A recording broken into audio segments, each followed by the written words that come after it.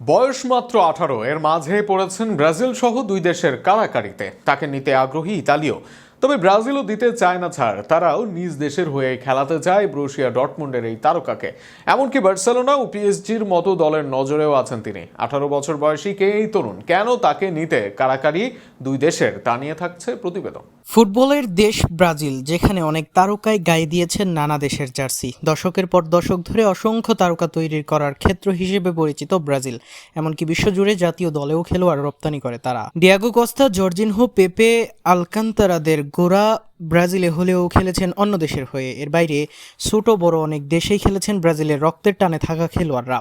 সম্প্রতি করিন্থিয়াসের centre forward Yuri আলবার্তা Italian নাগরিকত্ব পাওয়ার প্রক্রিয়া সম্পন্ন করেছেন এবং তাকে ইতালির জাতীয় দল আজ্জুরার নজরদারিতে রাখা হয়েছে বলে জানা গিয়েছে। তবে এবার এক খেলোয়াড়কে নিজেদের ডেরা থেকে ছাড়তে চাচ্ছে না ব্রাজিল দল। 18 বছরের সেই তরুণকে নিয়ে শুরু হয়েছে ব্রাজিল ও ইতালির লড়াই। ব্রাজিল ফুটবল কনফেডারেশন বা সিভিএফ নজর রাখছে 18 বছর বয়সী ফরওয়ার্ড স্যামুয়েল ইনাসিও পিয়ার উপর। বরুসিয়া ডর্টমুন্ডে খেলা এই তরুণ তারকার কাছে দুই দেশের নাগরিকত্ব। ব্রাজিলের সাথে খেলতে পারবেন ইতালির হয়েও, তবে কোনো দেশই ছাড়তে চাচ্ছে না তাকে।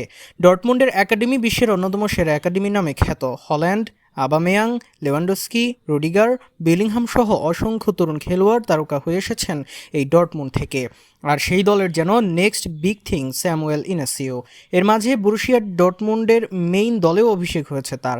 খেলেছেন 2 ম্যাচ। 18 এর অ্যাটাকিং মিডফিল্ডার আছেন বিশ্বব্যাপী আলোচনায়। 2008 সালে ইতালির বার্গামো শহরে জন্ম নেন স্যামুয়েল। এরপর ইতালির আতালান্টায় বেড়ে উঠেছেন।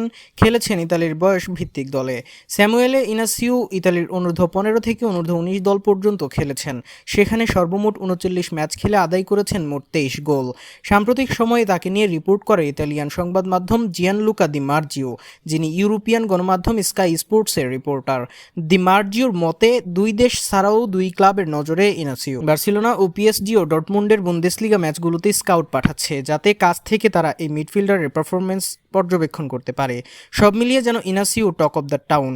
সাম্প্রতিক সময়ে ব্যর্থতার পর ইতালি নতুন করে দল গোছানো শুরু করেছে। সেখানে দলে নিতে চাচ্ছে ইনাসিওকে। আবার 2030 সালের বিশ্বকাপ পরিকল্পনায় কার্লোর নজরে এসেছেন এই মিডফিল্ডার। এবার দেখা যাক 18 এর তরুণ ইনাসিও বেছে নেন কোন দলকে।